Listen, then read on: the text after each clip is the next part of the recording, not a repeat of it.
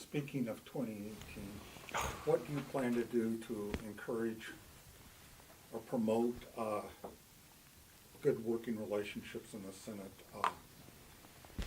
You've done that before, but Well, are there things you're thinking of to decrease the chance of a blow-up? well, you're trying to. Like, are you going to require X number of Republicans to sign? Well, we looked at a recommendation that came out of a joint committee that the number of bills the Senate introduced, but from 2 to 1, that was a change. House wouldn't do it because if you have too many bills, that causes problems. We also looked at a recommendation that came out of there. It never got pressed that every bill had to have at least 1R and 1D on it. Maybe it was 2 and 2, and we wouldn't do it. We wouldn't adopt that rule, but clearly we had some very heavy discussions about that because it came out of a DR committee who working together 2 and 2, trying to get ready for the 18 session because of what had been learned in 16. So, we'll see how it all goes. Bloodshed in 18 is not something I'm interested in.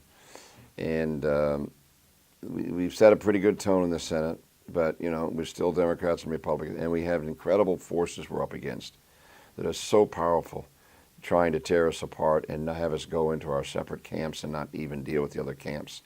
So this Who thing. are those forces? Well, I think both parties have been radicalized. Both the Democrat and Republican parties have been radicalized, and they're not interested in working with each other. They're not interested at all in working with anybody across the aisle. That is considered a way to get yourself recalled or taken out in primaries. That is considered not to be loyal to your party or to the movement. You don't want to be seen even talking to the other side. And those are powerful forces, and they're everywhere. They have totally turned Washington into anarchy or legislative dysfunction. It truly has. It also increasingly it's capturing many legislatures.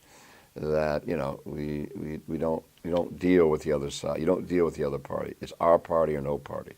So those are powerful forces that strike terror into each elected official, even if they want to work with the other side.